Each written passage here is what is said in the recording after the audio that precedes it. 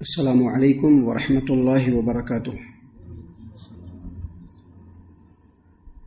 اعوذ باللہ من الشیطان الرجیم، بسم اللہ الرحمن الرحیم۔ الا انہم یثنون صدورہم لیستخفوا منہ الا حین یستغشون ثیابہم یعلم ما یسرون وما یعلنون انہ علیم بذات الصدور۔ وما من دابة في الأرض إلا على الله رزقها ويعلم مستقرها ومستودعها كل في كتاب مبين۔ دیکھو، جب یہ لوگ اپنے سینوں کو دوہرے کرتے ہیں، موڑتے ہیں تاکہ یہ اللہ تبارک و تعالیٰ سے چھپے رہیں، اور جب یہ اپنے آپ کو کپڑوں سے ڈھانپتے ہیں، اس وقت اللہ وہ سب کچھ جانتا ہے جو وہ چھپاتے ہیں اور وہ جو ظاہر کرتے ہیں، کیونکہ اللہ تبارک و تعالیٰ سینوں کے بھید تک جاننے والا ہے۔ زمین میں چلنے والا کوئی جاندار ایسا نہیں جس کا رزق اللہ تبارک و تعالیٰ کے ذمے نہ ہو۔ اللہ تبارک و تعالیٰ مخلوقات کی قرارگاہ کو بھی جانتا ہے اور اس کے ان کے دفن ہونے کی جگہ کو بھی جانتا ہے، اور یہ سب کچھ واضح کتاب یعنی لوح محفوظ میں لکھا ہوا ہے۔ محترم سامعین کرام، سورہ ہود سورہ نمبر 11 اور اسی سورت سے بھی آپ کے سامنے آیت نمبر 5 اور آیت نمبر 6 یہ دو آیات تلاوت کی گئی۔ دونوں آیتوں کا ترجمہ بھی بے فضل اللہ، باذن اللہ، بتوفیق اللہ آپ کی خدمت میں پیش کیا گیا۔ سامعین کرام، مضمون کے اعتبار سے دونوں آیتیں بالکل الگ ہیں، لیکن دونوں آیتوں میں جو ایک چیز کامن ہے وہ یہ کہ ان دونوں آیتوں میں اللہ تبارک و تعالیٰ نے اللہ تبارک و تعالیٰ کے وسیع علم کو بتلایا ہے، اس کی ہلکی سی جھلک دکھلائی ہے کہ اللہ تبارک و تعالیٰ کا وسیع علم، اللہ تبارک و تعالیٰ کے علم محیط کی وسعت کس قدر ہے۔ دیکھیے، پہلی جو آیت کریمہ ہے اس میں اللہ تبارک و تعالیٰ نے فرمایا الا انہم یثنون صدورہم لیستخفوا منہ۔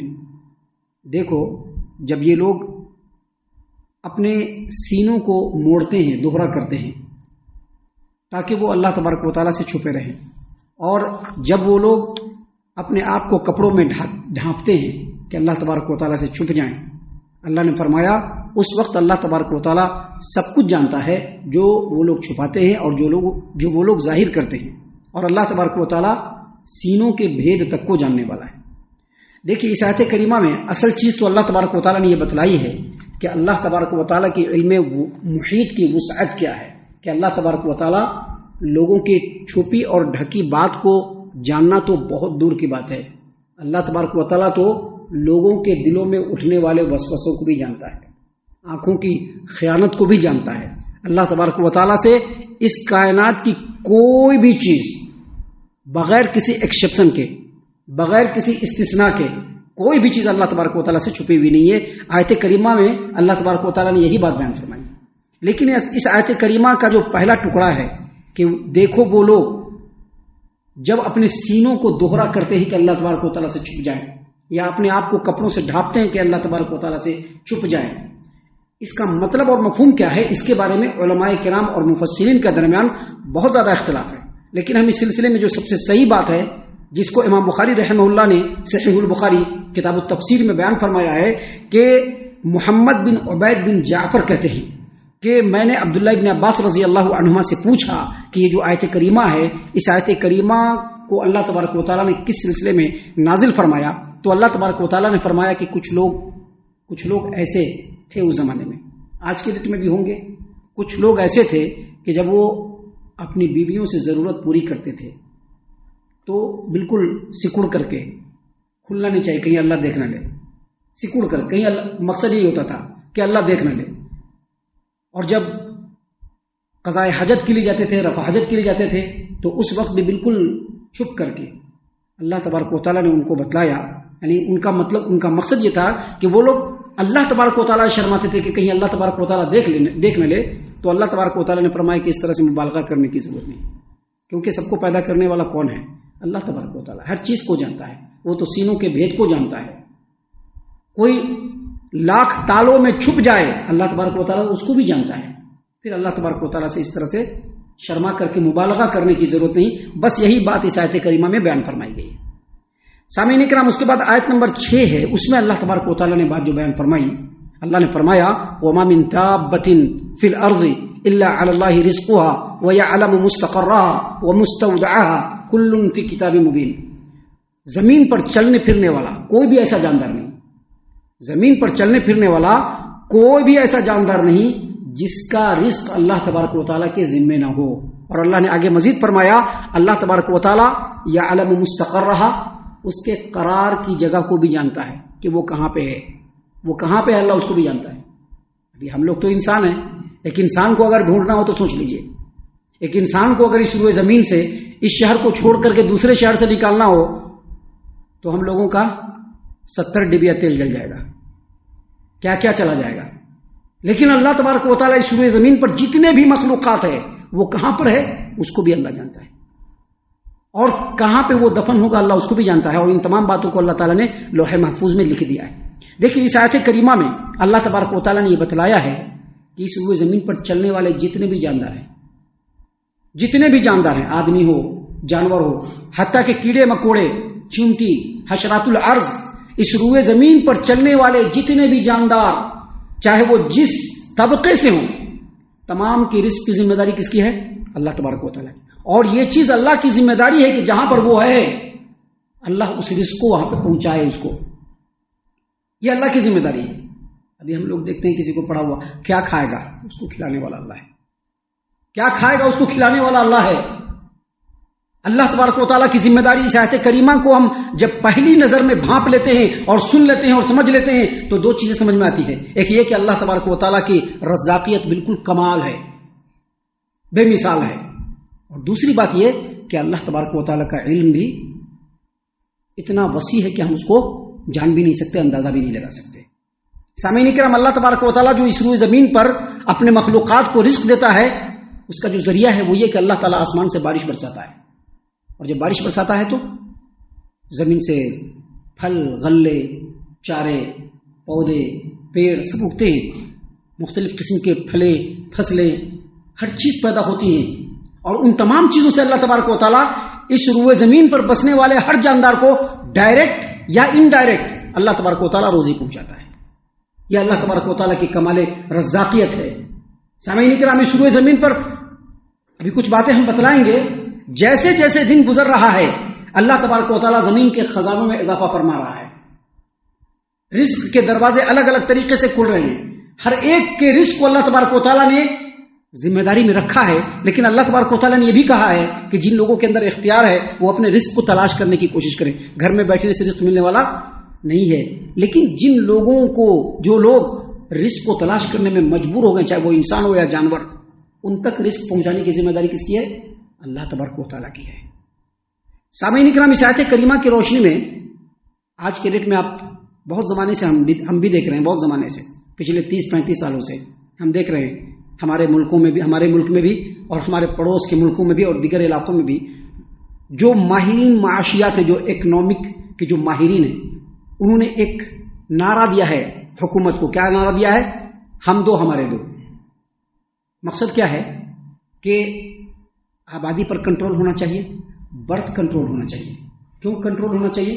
کیونکہ دن بدن انسانوں کی آبادی بڑھ رہی ہے، اور جو رزق کے جو وسائل ہیں وہ ساتھ نہیں چل پا رہے ہیں۔ زیادہ بچے پیدا ہو جائیں گے تو کیسے پرورش ہوگی، زیادہ لوگ ہو جائیں گے تو کیسے کسی کو رزق ملے گا۔ اسی لیے ہم دو ہمارے دو، یعنی برتھ کنٹرول ہونا چاہیے، اولاد کے اوپر جو ہے پابندی ہونی چاہیے، زیادہ بچے پیدا نہیں ہونا چاہیے۔ لیکن ایسے جو ماہرین ہیں ان کی سب سے بڑی ناکامی اور سب سے بڑی کم فہمی اور فطرت سے جنگ کا نتیجہ کہ اپنے اس نعرے میں وہ بالکل ہی فیلیور ہیں۔ آپ دوسری جگہ کے چھوڑ لیجئے، اپنا ہمارا جو ملک انڈیا ہے، ہمارا ملک جو بھارت ہے، آپ وہیں پر لے لیجئے، جب سے یہ نعرہ لگا ہے آبادی بڑھتی ہی چلی جا رہی ہے۔ نعرہ لگانے والوں کے گھروں میں بھی 10-10 بچے ہیں، دوسروں کی بات چھوڑ دیجئے، جو لوگ نعرہ لگاتے ہیں ان کے گھر میں بھی بچوں کی بھرمار ہے۔ لیکن اس کے باوجود آبادی جس قدر بڑھ رہی ہے، آپ دیکھیں گے کہ لوگوں کے خوشحالی میں کمی نہیں ہو رہی ہے۔ آج سے 30 سال پہلے، آج سے 50 سال پہلے ہر چیز کی جس طرح سے قلت تھی، کیا آج کے ریٹ میں قلت ہے؟ نہیں۔ ایک آدمی اگر اپنے گھر کو چھوڑ کر کے بازار میں نکلے گا، جب شام کو واپس لوٹے گا تو 500 روپیہ ضرور اس کے پاس ہوگا۔ اس قدر اللہ تبارک و تعالیٰ نے رزق کی فراوانی دی ہے۔ یہ جو ماہرین ہیں یہ بڑھنے والے آبادی کے شرح کو تو دیکھ لیا کہ آج اگر اتنی آبادی ہے تو 10 سال کے بعد اتنی آبادی ہوگی، لیکن 10 سالوں کے بعد رزق کے کتنے دروازے کھلیں گے، زمین سے رزق کے کتنے خزانے اگل جائیں گے، کہاں کہاں پر جو ہے گیس نکلے گا، کہاں کہاں پر تیل نکلے گا، کہاں کہاں پر مائننگ نکلے گا، کہاں کہاں پر رزق کے نئے نئے دروازے کھلیں گے۔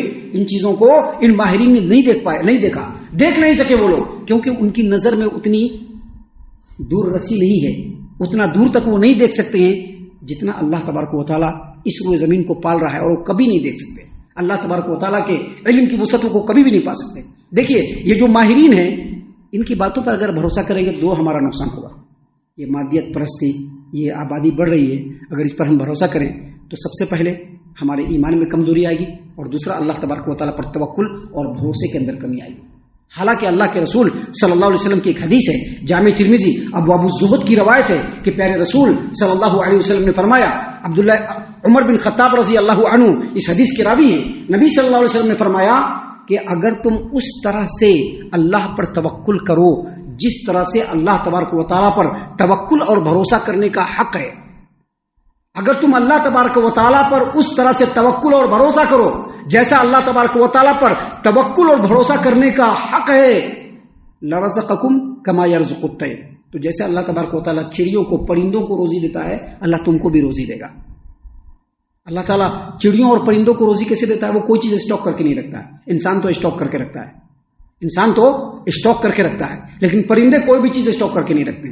اللہ تعالیٰ پرندوں کو کیسے روزی دیتا ہے؟ صبح جب وہ اپنے گھونسلوں سے نکلتے ہیں، نبی صلی اللہ علیہ وسلم نے فرمایا صبح جب وہ اپنے گھونسلوں سے نکلتے ہیں ان کا پیٹ بالکل خالی ہوتا ہے، اور جب رات کو وہ لوٹتے ہیں تو ان کا پیٹ بھرا ہوا ہوتا ہے۔ اللہ ایسے ہی روزی دے گا۔ تو اللہ تبارک و تعالیٰ نے یہاں پر فرمایا وَمَا مِن دَابَّةٍ فِي الْأَرْضِ إِلَّا عَلَى اللَّهِ رِزْقُهَا، اس روئے زمین پر رہنے والا، چلنے والا، بسنے والا ہر جاندار، ہر ایک کی روزی کی ذمہ داری کس کی ہے؟ اللہ تبارک و تعالیٰ کہ اللہ اس کو رزق دینے والا ہے، ڈائریکٹ یا انڈائریکٹ۔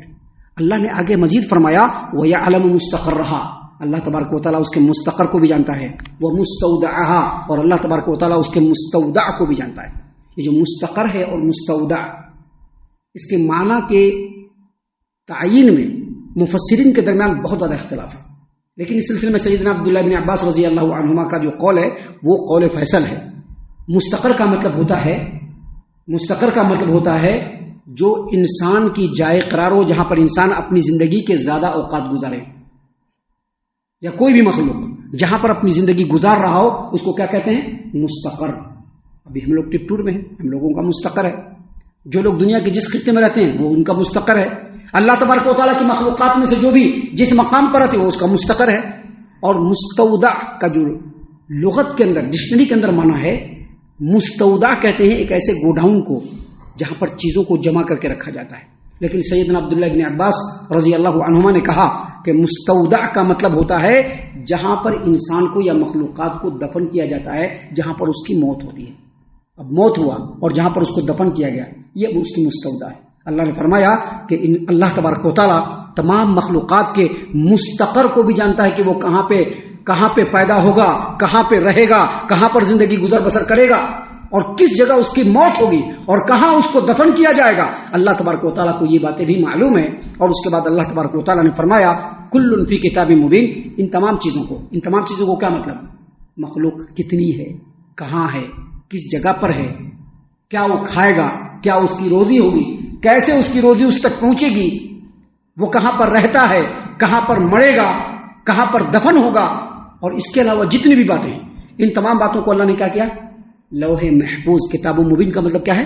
لوح محفوظ۔ لوح محفوظ کے اندر اللہ تبارک و تعالیٰ نے لکھ دیا ہے۔ دیکھیے حدیث ہے صحیح البخاری کتاب التوحید کی، نبی صلی اللہ علیہ وسلم نے فرمایا، عمران بن حسین رضی اللہ عنہ اس حدیث کے راوی ہیں، وہ کہتے ہیں کہ نبی صلی اللہ علیہ وسلم نے فرمایا کہ پہلے اللہ تھا اور اللہ کے علاوہ کوئی نہیں، اور اس وقت اللہ تبارک و تعالیٰ کا عرش کہاں تھا؟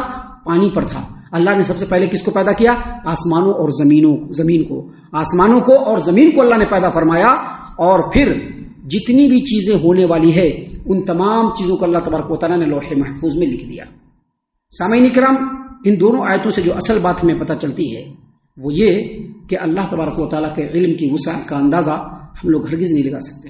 اور اللہ تبارک و تعالیٰ نے اس روئے زمین کو اور اس روئے زمین کو پیدا فرمانے کے بعد جب اس پر مخلوقات کو بسایا ہے تو تمام کے رزق کی ذمہ داری اللہ تبارک و تعالیٰ کی ہے.